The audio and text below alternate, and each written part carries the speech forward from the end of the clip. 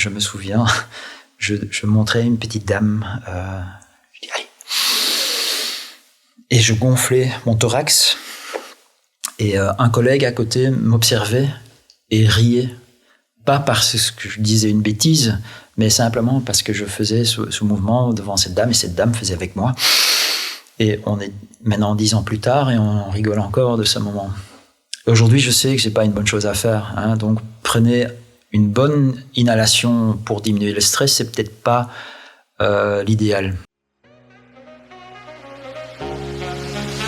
Bienvenue dans le podcast Simp Biologie, Santé, Nutrition. Le podcast où nous discutons avec des experts de ce que notre corps et notre biologie nous disent à propos de notre santé et nos besoins en nutrition. Je suis Nicolas Ballon-Perrin, le fondateur de Simp, et je serai votre hôte tout au long de ce podcast. Chez Simp, nous vous permettons de réaliser des analyses biologiques ciblées selon vos inconforts pour comprendre leurs causes et les soulager avec une nutrition personnalisée adaptée à vos besoins. Nous pouvons nous passer de manger, de boire et même de dormir pendant un certain temps. Par contre, nous ne pouvons pas tenir très longtemps sans respirer. La respiration est un mécanisme fondamental chez chacun d'entre nous. Mais si je vous disais que certains d'entre nous respirent mal, et que notre respiration peut avoir un impact sur notre personnalité. En effet, la respiration a un effet immédiat sur notre cerveau et notre comportement. On dit même que c'est le mécanisme par lequel notre cerveau peut se contrôler lui-même. Le travail sur la respiration est aujourd'hui incontournable lorsque l'on parle d'améliorer sa qualité de vie, sa performance ou encore sa concentration. Et aujourd'hui, pour vous parler de cela, je suis super excité d'avoir Monsieur Rudy Van Lancker, personal trainer multi-certifié notamment dans la respiration avec les méthodes Wim Hof, Steve Maxwell, XPT et encore d'autres. Bonjour Rudy, je suis très content de t'avoir pour cet épisode. Donc on est ici dans ton studio privé de personal training à Bruxelles. Donc on est à 2 pas du quartier européen et je suis déjà venu plusieurs fois ici et je dois te dire qu'à chaque fois, je trouve ça très impressionnant ce que tu as fait de cet endroit. Donc alors Rudy, j'aimerais qu'on essaie de comprendre comment la respiration fait partie des choses que l'on peut maîtriser pour vivre plus longtemps, ou en tout cas vivre plus longtemps en bonne santé.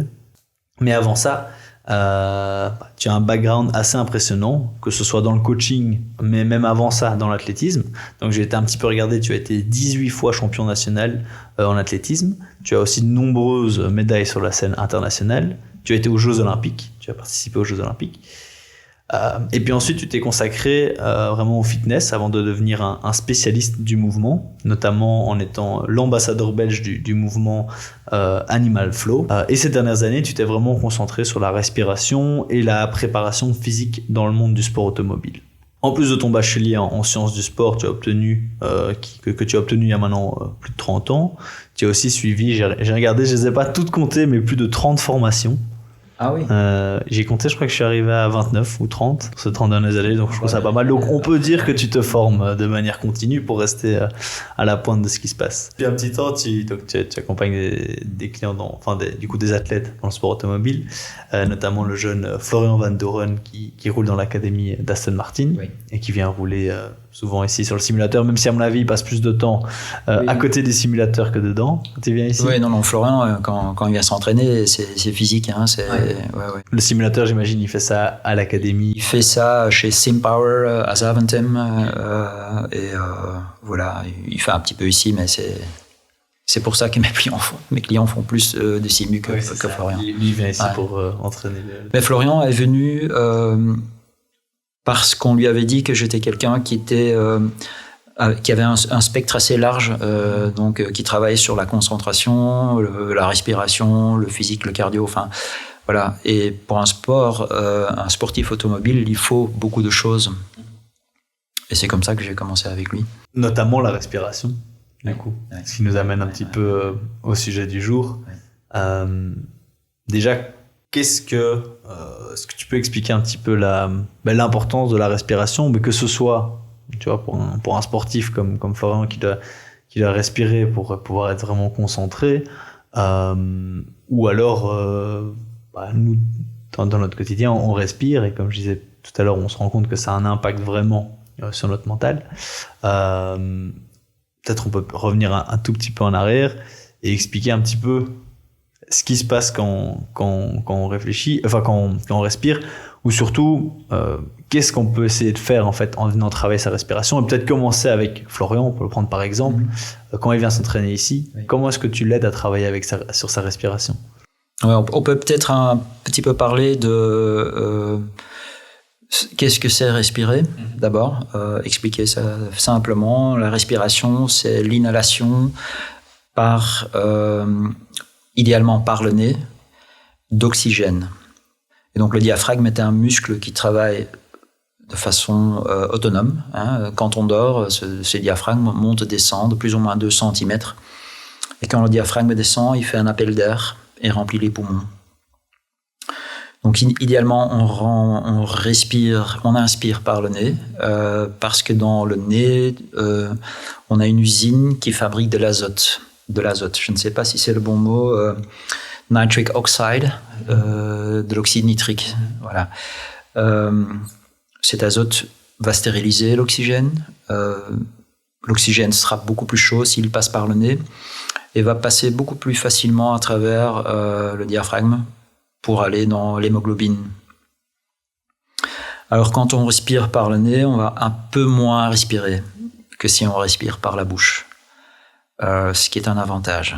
Et c'est le paradoxe de la respiration. Oui, parce qu'on peut dire que les personnes qui respirent mal sont des personnes qui respirent trop. Oui. Et je me souviens, je montrais une petite dame, je dis allez, et je gonflais mon thorax, et un collègue à côté m'observait et riait, pas parce que je disais une bêtise, mais simplement parce que je faisais ce mouvement devant cette dame, et cette dame faisait avec moi. Et on est maintenant 10 ans plus tard et on rigole encore de ce moment. Aujourd'hui, je sais que c'est pas une bonne chose à faire, donc prenez une bonne inhalation pour diminuer le stress, c'est peut-être pas l'idéal. Donc on inspire de l'oxygène, on expire du dioxyde de carbone. Certains considèrent cela comme un déchet, mais en même temps, ça a une importance. Trop respirer, c'est trop expirer également. Trop expirer, on évacue beaucoup de CO2. Et le CO2, il est important pour créer une tension dans les vaisseaux sanguins. Il va permettre aussi à l'oxygène d'être transporté vers les muscles et vers le cerveau et les tissus. Donc une personne qui respire beaucoup trop va évacuer trop de CO2 et va perdre énormément le bénéfice de l'oxygène.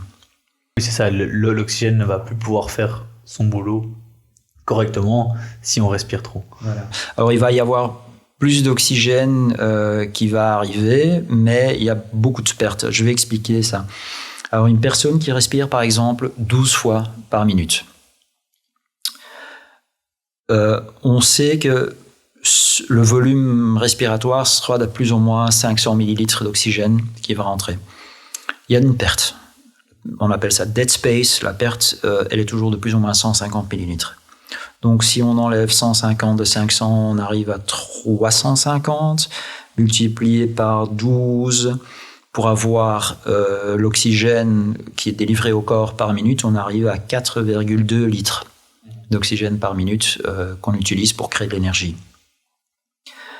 Une personne qui va respirer 6 fois par minute va avoir une inspiration beaucoup moins impressionnante, presque invisible, va avoir une pause de peut-être 4-5 secondes entre chaque inhalation et expiration, mais l'oxygène qui va être inspiré sera de 1000 millilitres.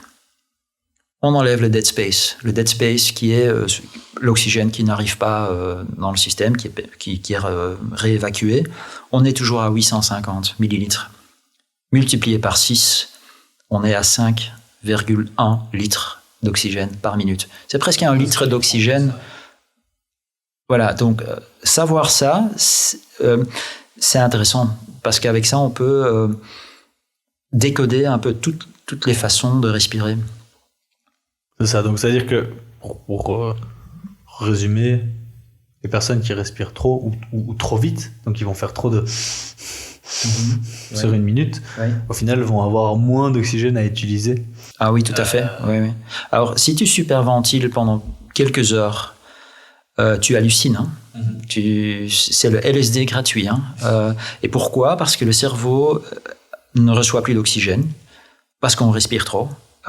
Et donc le cerveau pense qu'on meurt et on hallucine. Ça a des avantages aussi hein, de faire ça, je pense, mais dans certains cas bien précis. Et donc maintenant qu'on comprend un petit peu plus l'intérêt, si par exemple de ne pas trop respirer, ou j'imagine à l'inverse, il doit avoir de ne pas respirer assez, j'imagine que ça doit aller dans les deux sens. Comment est-ce qu'on utilise ça ? Quelles sont un petit peu les applications qu'on en fait de cette découverte, et comment est-ce on peut dire à une personne de respirer plutôt d'une manière ou d'une autre en fonction de la tâche qu'elle aimerait accomplir? Alors je commence souvent le premier rendez-vous, je fais un test avec mes clients et je mesure leur tolérance au CO2. C'est un test vraiment très simple qui se fait très vite. Et si une personne a un score en dessous de tel chiffre, on considère que leur respiration est dysfonctionnelle. Ça ressemble à quoi le test ? On peut le faire là ensemble ? Oui. Je vais aller chercher mon chronomètre. Ouais. Alors ça, tu parlais pour ceux qui nous écoutent à l'audio, du coup, Rudy vient de prendre son chronomètre. On va faire un test c'est quoi le test ? C'est le test de Bolt. C'est la capacité... C'est un test qui mesure la tolérance au CO2. Ce qui est très important, hein, au plus haut la tolérance de CO2, au moins tu vas respirer, au plus ta respiration sera efficace. Et donc, est-ce que je te dis déjà maintenant les scores, ou on va peut-être le faire après, découvrir après. Ouais, comme ça, on ne compromet pas ton... C'est ça. Ouais. Mais j'avais déjà entendu que ça n'avait rien à voir avec la capacité sportive. Si. Ah ouais. Ouais. Non, mais qu'il y a moins de l'entraîner, mais que tu peux très bien être un bon sportif et ne pas spécialement avoir une bonne... plutôt dans ce sens-là.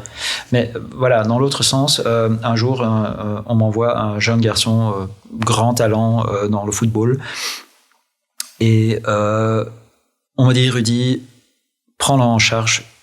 Il est super fort, mais il avance plus comme avant. Il se passe quelque chose. Alors je fais le Bolt, premier truc, et il a un très mauvais score. Donc ce garçon était en surentraînement. Donc il devait faire l'opposé de s'entraîner très fort, au fait. Voilà.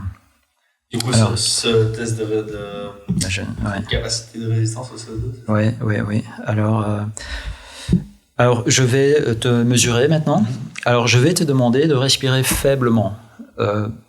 Par le nez, parce que je pense que ton nez il fonctionne, hein, je l'ai vu. Il y a pas mal de gens qui ne respirent plus par le nez, qui ne savent plus. Hein.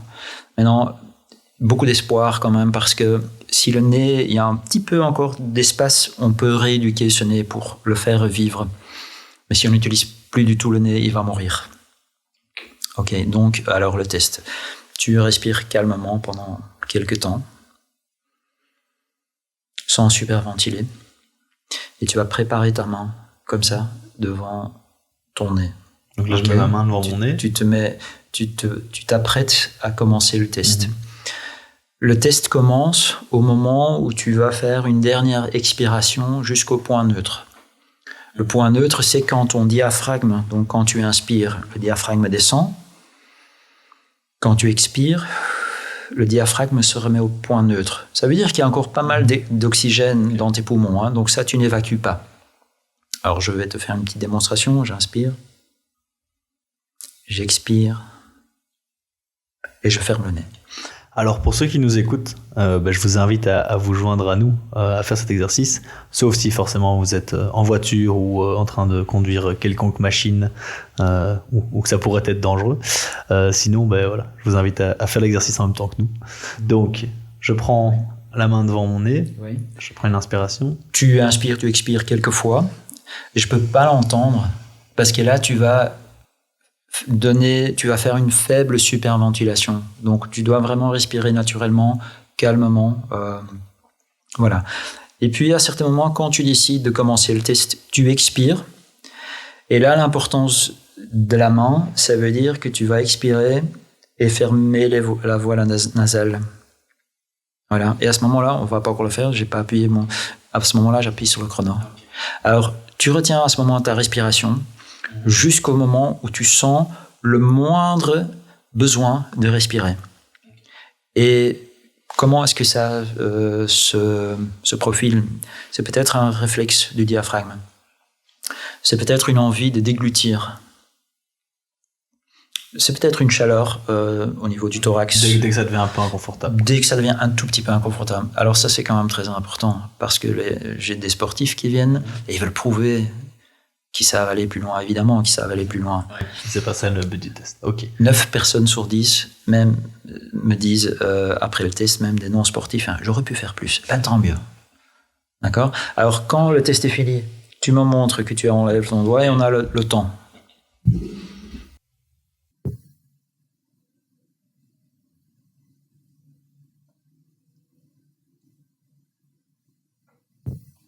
Ok. Est-ce qu'on peut parler de ton bold score publiquement, parlons de mon international? Parce que j'ai fait 15 secondes. 15 secondes. Alors, c'est un screenshot. Il se pourrait que tu refasses ce test ce soir ou demain et que ce score sera un petit peu différent. Alors, il serait intéressant de s'exercer maintenant pour arriver à au moins 25 secondes. Un sportif de haut niveau, je veux l'avoir à 40. Voire plus. J'ai poussé des gens vachement plus loin. Alors, je conseille aux gens qui ont un score en dessous de 10 de ne pas encore faire du sport intense, de faire des balades et de faire des exercices de respiration. Entre 10 et 20, faire la même chose, mais pendant les balades, de commencer à bouger un petit peu de façon plus dynamique, faire un petit skipping sur place éventuellement. Et c'est vraiment à partir de 20 secondes que je conseillerais d'aller dans le sport un peu plus intense. Faire un cours de spinning, aller faire un jogging, etc. Alors ça, on peut corriger, on va dire, en 2-3 semaines. Ouais. Toi, tu vas le corriger toi-même. Comment est-ce que tu conseillerais justement à quelqu'un qui a fait le test là maintenant, qui est du coup en dessous de 20 ou 25 secondes, comment est-ce que tu peux lui conseiller d'améliorer ça? Alors, il y a des choses qu'on fait ici pendant les séances, mais il y a aussi des petits conseils que je donne aux gens quand ils sont seuls, ils peuvent pratiquer. Par exemple, être à un certain moment de ta journée en français. Il y a des mots que je trouve en français et pas en flamand et le contraire. Ouais. Et parfois, je trouve qu'en anglais, air hunger. Avoir un peu faim de respirer. Okay. Donc, respirer un tout petit peu moins que ce qui a l'air confortable. Et tu mets ton chrono et tu dis, OK, pendant 3 minutes au début, je vais faire ça. Ok, donc c'est respirer moins que d'habitude. Moins que ce que tu as l'habitude de faire. Pendant 1 minute ou 2. Oui. Alors, tu vas te promener et tu vois un long chemin avec des arbres. Et ben, aujourd'hui, tu vas essayer d'approcher le premier arbre sans respirer en marchant. Et la prochaine promenade, tu vas peut-être faire un arbre et demi. Et puis, tu vas passer au deuxième arbre. C'est comme ça qu'Ezatopek, le coureur, inconsciemment, a construit sa forme. Il allait au travail en courant et il faisait des distances de plus en plus longues sans respirer. C'est très difficile de bouger sans respirer. Déjà, rester sans respirer, c'est OK, mais c'est pas évident. Mais en plus, si on bouge, ça va très très vite. Parce que si on bouge, on crée du CO2. Et donc le CO2, il est capté par le nerf vague, qui est le 10e nerf crânial, qui capte plus ou moins tout ce qui se passe dans le corps, renvoie le signal au cerveau et dit, voilà, là, il y a un peu trop de CO2, on va faire respirer un peu plus la personne. Okay. Mais il y a moyen de faire un reset et on va dire, on peut augmenter son score de 3-4 secondes par semaine. Ok. Et donc du coup, toi, comme tu disais, les personnes qui arrivent ici, tu recommences par faire ce test-là? Parfois, c'est un peu au feeling aussi. Je fais pas ça tout de suite, tout le temps, mais souvent quand même. Je fais d'autres tests. Tout est vraiment question de feeling. Donc j'ai une anamnèse où il y a tous ces tests. Je mesure par exemple la force des mains, qui est très important. Je mesure la mobilité. Est-ce que la personne peut être simplement en position de récupération, en position squat? Est-ce que cette personne peut rester comme ça facilement, ou est-ce qu'elle a complètement perdu cette capacité? Et donc du coup, pour revenir maintenant à la question initiale, qui était quelqu'un comme Florian, le pilote qui vient s'entraîner ici, est-ce qu'il y a une façon spécifique dont tu essayes de le faire respirer? Qu'est-ce que tu fais au niveau de la respiration avec un sportif comme ça? Ouais, alors moi j'ai eu ou la chance ou la malchance d'avoir été poussé dans une bagnole en compétition. Et donc c'était les teams de chez Chronos, première compétition où j'accompagne les athlètes. Ils m'ont mis dans une voiture. Je pensais que c'était une blague, hein. Pour un peu tester le nouveau, là, on va lui donner un équipement, on va lui dire, mais non, c'était pas une blague, parce qu'il y a une visite médicale qui a été faite, etc. Combinaison. Alors j'ai dit, ok, je veux pas vomir ici, je veux être un homme, mais t'as pas toujours le contrôle. Donc avant la compétition, j'ai utilisé les méthodes que je connais, mais une fois dans la voiture, c'est encore tout à fait autre chose. Alors à ce moment-là, tu vas plus penser à la respiration, tu vas parfois gainer aussi, tu vas bloquer la respiration. Donc c'est des règles très différentes à ce moment-là. Mais je fais pas mal d'exercices de respiration avec Florian, en effet. J'ai un software sur iPad qui est très bien, où je programme des moments d'apnée pendant l'exercice. Ok. Donc de nouveau, ce à quoi tu faisais référence plus tôt, vraiment essayer de respirer moins.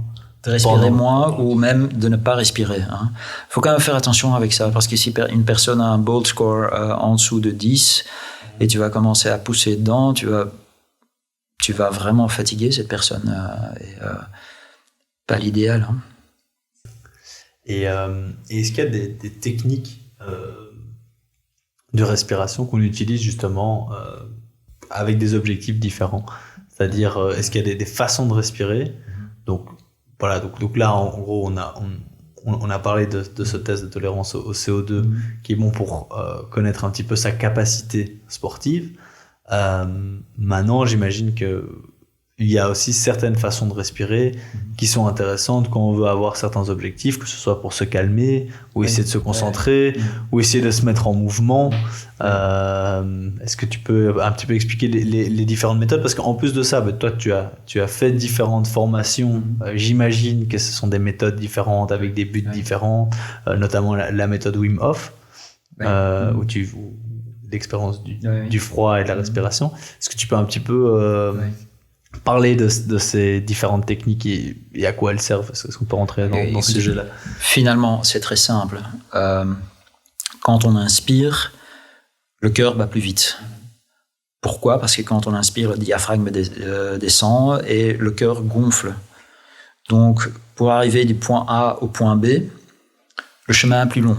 Donc, le cœur bat plus vite. En expirant, le cœur rétrécit. Donc, la distance entre A et B, c'est plus court. Le cœur ralentit.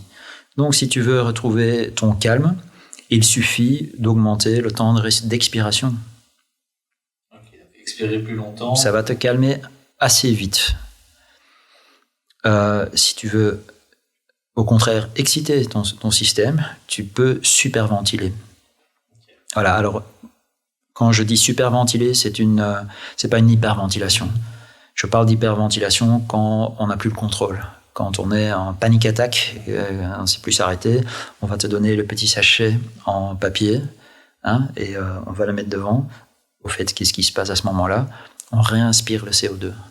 Ouais, c'est ça. Donc c'est ça, ça le le manque de fonctionnement. CO2 qui crée cet état d'alerte. Ouais. Et l'état d'alerte est du fait qu'on ne tolère pas assez le CO2. Les gens qui ont une grande tolérance pour le CO2 vont être beaucoup plus calmes, tout simplement. C'est pas de l'ésotérisme, hein. C'est de la vieille science qui a été découverte et recherchée dans les années 50 par le professeur Buteyko. qui n'est plus parmi nous, hélas, mais ses connaissances ont continué à être écrites dans des livres par exemple, Patrick McKeown, qui est un ambassadeur très important dans le monde des pulmonautes. C'est un drôle de mot, hein, ça, pulmonaute. Pulmonaute, ça veut dire. Astronaute, cosmonaute, pulmonaute, on dit souvent à quelqu'un qui s'intéresse à la respiration. Ouais. Ok, c'est ça. Ah oui, c'est ça, un pulmonaute. Ouais, okay, ouais. Okay. Donc, par exemple, James Nestor, qui a écrit Breathe, lui, je crois qu'il est journaliste californien. Chaque année, il est malade. Son médecin lui dit, va faire un cours de respiration. Et donc, il fait ça et il sent quelque chose. Et il dit, mais qu'est-ce que c'est? J'ai fait, il a probablement fait une séance de respiration holotropique où tu superventiles volontairement. Et il a fait toute une recherche. Il a été en contact avec des autres personnes et il a financé une recherche sur la respiration. Qu'est-ce qui se passe si tu bouges ton nez pendant une semaine? Alors dans ce livre, donc que tu ne respires que par la bouche. Hein, je déconseille fortement. C'est très mauvais pour l'hygiène buccale.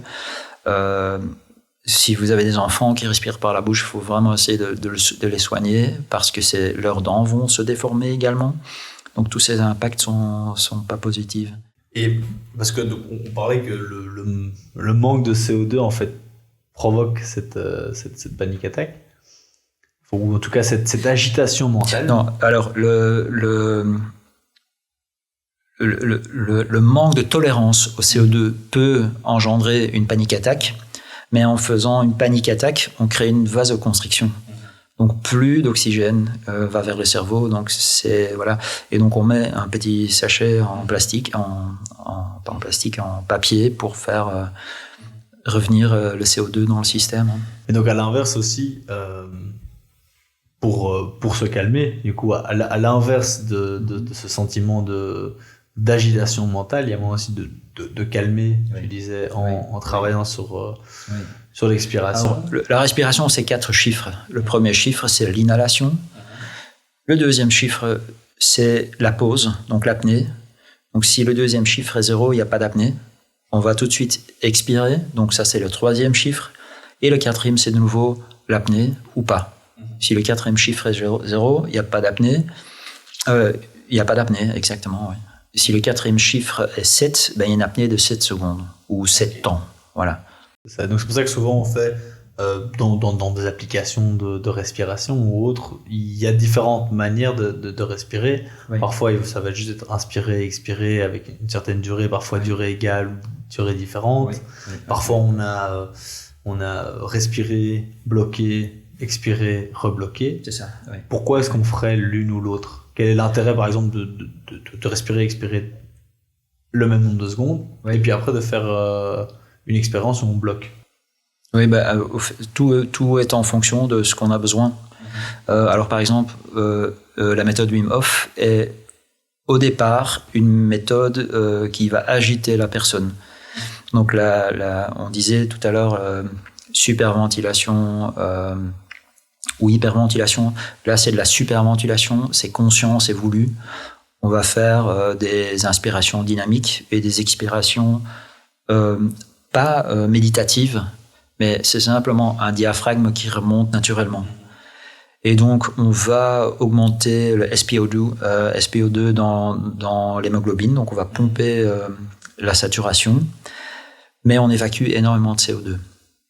Donc on peut se sentir un peu parti, on peut éventuellement s'évanouir, et c'est pour ça qu'il ne faut absolument pas le faire en conduisant dans l'eau, debout. Moi, j'aime beaucoup le faire couché. Moins de personnes le font assis, parce que je me suis rendu compte qu'au plus qu'on se relâche, au plus longtemps on va rester dans la deuxième phase, qui est la phase d'apnée. Et quel est l'intérêt de faire ça, de se mettre volontairement dans un stress?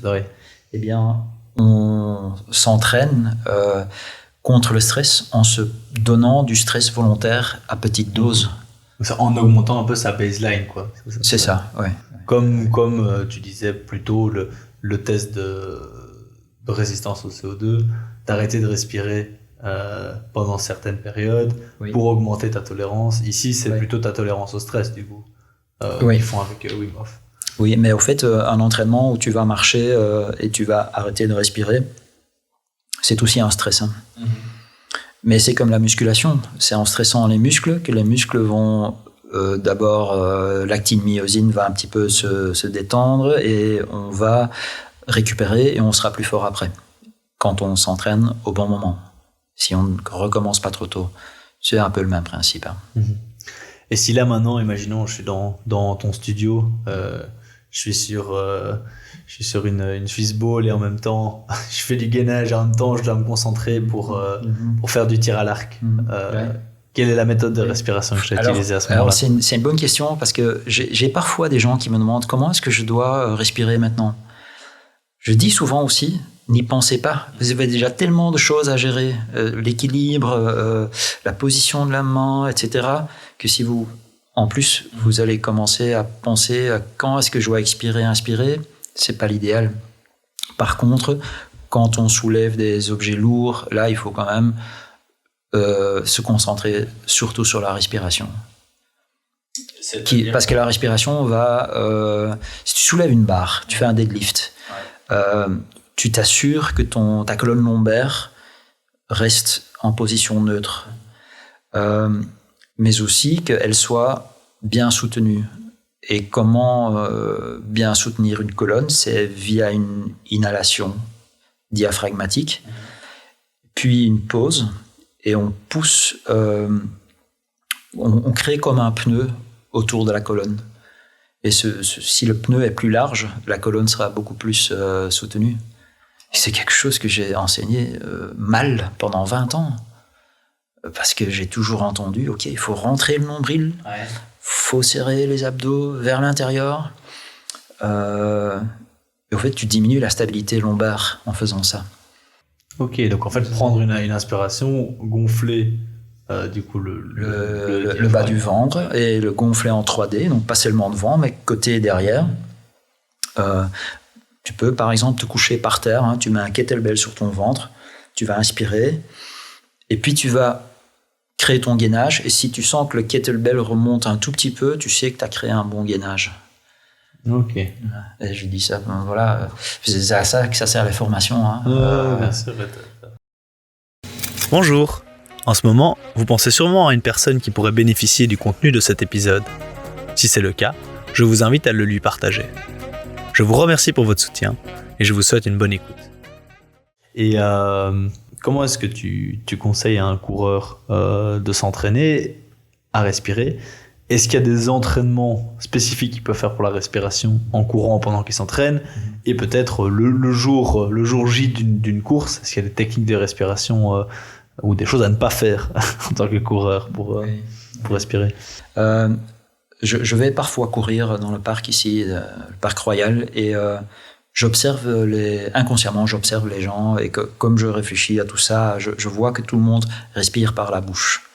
Alors, respirez par le nez. Ça va vraiment changer énormément l'efficacité de votre oxygénation musculaire. Et donc, respirer par le nez, c'est inspirer par le nez et expirer par la bouche, ou c'est faire l'expiration, c'est un petit peu moins important.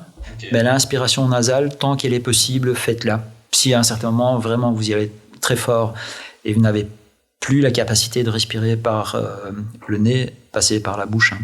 C'est ça. Mais donc, c'est ça, j'imagine qu'au début, les premières sorties, si je vais courir demain, je vais pas réussir en un coup à courir la même distance que je faisais à l'époque uniquement par le nez. Je vais devoir y aller faire un peu moins peut-être, peut-être courir un petit peu moins vite, et voilà. Jusqu'à ce que je retrouve le même niveau. C'est comme si tu soulèves un poids et tu vas tout à fait de travers parce que tu n'es pas capable, tu mets un petit peu moins lourd, c'est la même chose. Et ok, bon, je pense qu'on a pas mal fait le tour sur les techniques de respiration. Pour le bien-être en général, du coup, respirer par le nez. Respirer par le nez, respirer faiblement et respirer de façon invisible. De telle sorte que l'air qui rentre par le nez, dans les narines, il y a des petits poils, hein, qu'on ne sent même pas que ça vibre. Ça, c'est une belle respiration. Comme on est en train de faire maintenant. Excellent. Excellent. Donc voilà, merci à tout le monde de nous avoir écoutés pendant cette heure sur la respiration. Merci à toi, Rudy. Avec plaisir. Merci de m'avoir invité, d'être venu m'interviewer. Oui, c'est un honneur. On est venu merci. chez toi, du coup. N'hésitez pas à partager aussi cet épisode avec des personnes qui pourraient être intéressées par son contenu. Au prochain épisode. En ce moment, vous pensez sûrement à une personne qui pourrait bénéficier du contenu de cet épisode. Si c'est le cas, je vous invite à le lui partager. Je vous remercie pour votre soutien